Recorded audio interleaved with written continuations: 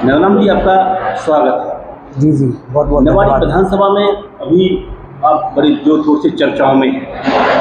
Bharatiya Janata party ने आपका बड़ा सम्मान किया, राज्य मंत्री का दर्जा दिया आपको। जी जी, फिर ऐसे क्या बगावत के कारण बने कि आपने बगावत की पार्टी से और निर्दलीय प्रत्याशी के रूप में करने का आपका मन बनाया आपने? इसके कई कारण हैं।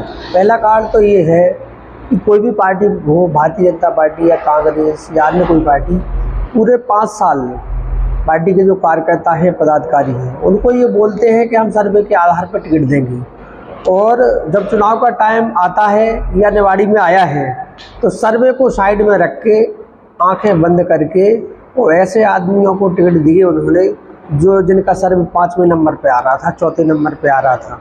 और तो बगावत करने का मैं ही अकेली पार्टी से हताश नहीं हुआ, और भी लोग जो प्रत्याशी टिकट मांग रहे थे उनके दिल में भी टीस है, उनके मन में भी गुस्सा है, और वो गुस्सा आपको देखने को मिल सकता है। उनकी गुस्सा तो जायज हो सकती है, लेकिन पार्टी ने तो आपका बड़ा सम्मान किया। इतने बड़े ओहदे पे, मध्य प्रदेश लेवल पे आपको राज्य मंत्री का दर्जा जो दिया, तो आपके नाराज होने से तो समझ में ये बात नहीं आ रही, क्या कारण ऐसा है? नहीं, उसके कई पहलू हैं। उसका पहलू ये भी है कि मैं पहले पार्टी में नहीं था, पार्टी में आया 2018 में। भारतीय जनता पार्टी की 3 राज्यों के अंदर केवल पृथ्वीपुर में जमानत जब्त हुई थी। उस विधानसभा में मैंने पार्टी में आके पार्टी का सहयोग किया, पार्टी के प्रत्याशी को जिताया, और पार्टी ने मुझे भी सम्मान दिया। इस बात से मैं भरता नहीं हूँ।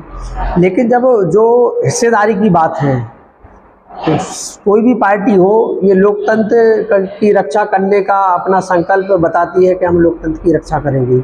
और लोकतंत्र की रक्षा तब होती है इस देश में, अपने भारत देश में। ये देश किसी एक व्यक्ति विशेष या किसी एक जाति या किसी धर्म से नहीं बना है। विभिन्न जातियों के लोग हैं, विभिन्न धर्मों के लोग हैं, विभिन्न पार्टियां हैं, सबको मिला के ये देश बना है। तो कोई भी पार्टी यदि प्रतिनिधित्व देती है और सबकी भागीदारी में सुनिश्चित होती है, तभी तो लोकतंत्र की रक्षा होगी।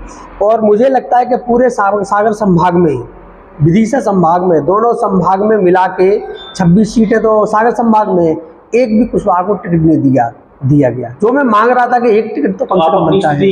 क्या मापते हैं आप? निवाड़ी विधानसभा में क्या स्थिति आपकी रह सकती है और किसे प्रतिद्वंदी मानते हैं आप अपना चुनाव के मैदान में? निवाड़ी विधानसभा में वर्तमान जो स्थिति है, हर चुनाव की अलग अलग परिस्थिति होती है।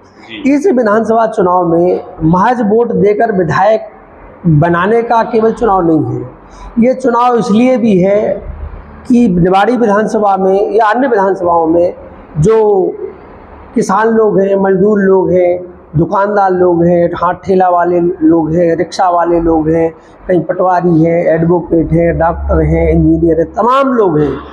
तो मुझे लगता है कि इनके बीच से जो प्रत्याशी आता है, क्षेत्र के लोग उसको पसंद कर रहे हैं। मैं तो एक छोटे परिवार से किसान का बेटा हूँ, पढ़ा लिखा भी हूँ और जज्बा भी रखता हूँ और लोगों में विश्वास रखता हूँ, सेवा भाव से काम करता हूँ। तो इस नाते ये चुनाव न तो पैसे का है, न व्यवस्थाओं का है, न ठेकेदार एजेंटों का है जो बूथ का ठेका लेते न उनका है। ये मुझे लगता है वो लोग निर्णय करेंगे, सभी समाजों के लोग मिलके, कि जो आपके साथ बैठ सकता है, बैठ के खा सकता है, बात कर सकता है। गलती यदि मैं करता हूँ तो मेरी गिरेबान भी पकड़ सकता है। ऐसे आदमी को ये सभी लोग चुनेंगे। क्या विकास के मुद्दे रहेंगे आपके? विकास का मेरा सबसे पहला मुद्दा ये है कि जो काम चल रहे हैं शासन और प्रशासन की तरफ से, प्रशासन से जो आम लोगों के काम रहते हैं, किसान के काम रहते, मजदूर के काम रहते, मध्यम वर्ग के काम रहते, और वो एक छोटे से काम के लिए सैकड़ों बार चक्कर लगाते सरकारी दफ्तरों की, तो वो मेरी प्राथमिकता रहेगी कि यदि 8 दिन के अंदर का काम है तो 8 दिन में ही होना चाहिए। ये जो कई बार सुनने में आता था कि जो कुर्सियों पर बैठे हैं, दलाली करते हैं और रिश्वत लेते हैं, ये सब को अपन जीरो पे लाने का प्रयास करेंगे। ये मेरा प्रथम मुद्दा रहेगा।